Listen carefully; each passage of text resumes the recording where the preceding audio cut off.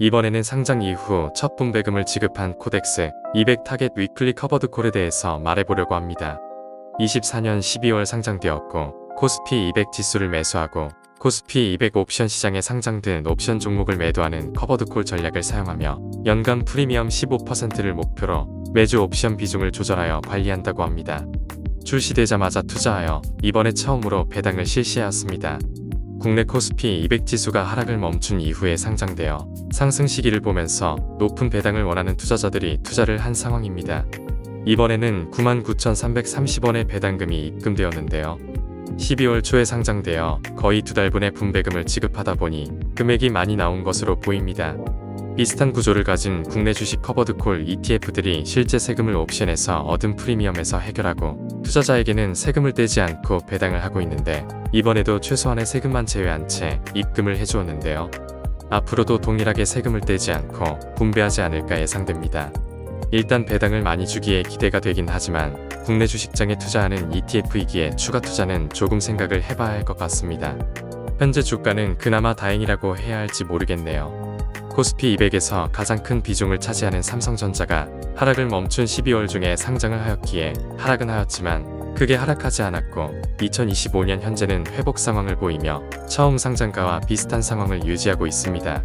이제 좋다고 해야 할지 나쁘다고 해야 할지 하여튼 그렇습니다. 일단 1개월 수익률은 2% 정도로 크게 변화가 없는 상황입니다. 기초지수인 코스피 200 지수랑 움직임을 비교해보면 동일하게 그대로 진행이 되다가 최근 25년 1월 배당을 지급하고 나서는 딱 배당한 수치만큼 상승을 못 따라가고 있네요. 어쨌든 아직 상장한 지 1개월밖에 되지 않았기에 시간이 좀 더 필요해 보입니다. 코덱스 200 타겟 위클리 커버드 콜 ETF 자체는 추종지수인 코스피 200의 모든 종목을 투자합니다.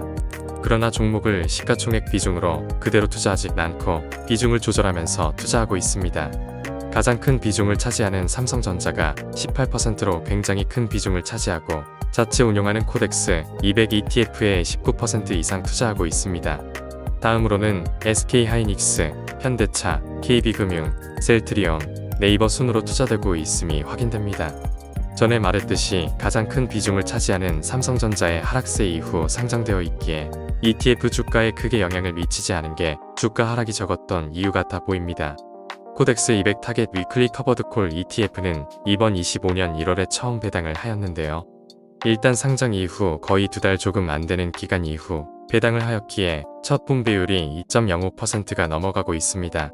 이렇게 해야 목표치인 연 15% 배당을 할 수 있기에 그런 것으로 보입니다. 처음 출시되고 100주 100만원을 투자했으면 1번 배당을 받아 분배금 22,200원을 받을 수 있었다고 합니다. 분배금도 많은 편이나 주가에서도 하락하지 않고 버텨주고 있다 보니 일단은 주가가 더 내려가지 않길 빌면서 장기 보유하여 배당을 계속 받아야겠네요. 코덱스 200 타겟 위클리 커버드 콜 ETF는 첫 분배금에서 2%의 분배금을 지급하며 출시 당시 약속했던 연 15% 배당 수익률을 무난히 달성할 것으로 기대됩니다. 주가 측면에서는 2025년에 들어 코스피가 2024년 내내 이어졌던 하락세에서 다소 회복세를 보이고 있어 높은 배당과 함께 상승에 동참하면서 긍정적인 모습을 보여줄 가능성이 있습니다. 한편 비슷한 구조를 가진 경쟁사의 ETF는 극심한 주가 하락 속에서도 위클리 옵션을 활용해 약속된 배당률을 유지하고 분배금에서 세금 문제를 해결하며 많은 투자자들의 관심을 끌었지만 투자 심리 위축으로 인해 더 이상 규모가 커지지 않는 상황입니다. 이러한 점에서 코덱스 200 타겟 위클리 커버드 콜 ETF가 이러한 한계를 극복할 수 있을지 주목됩니다. 국내 코스피 200 지수가 더 이상 하락하지 않고 상승세를 이어가기를 기대하지만 커버드 콜 ETF의 특성을 고려할 때 단기적인 주가 상승에 대한 기대보다는 장기적인 분산 투자와 안정적인 분배금 수치를 중심으로 접근하는 것이 적절해 보입니다. 본 내용은 개인적인 생각과 객관적인 정보를 제공하고 있으며 절대 투자 권유를 하거나 반대를 하는 글이 아니므로 참고로만 보시기 바랍니다. 유튜브에서는 블로그에 있는 글들을 요약해서 전달해드리고 있습니다. 자세한 내용은 블로그 내용을 참조해 주시기 바라며 구독과 좋아요 해주시면 꾸준히 좋은 내용으로 찾아뵙겠습니다. 구독, 좋아요 부탁드려요.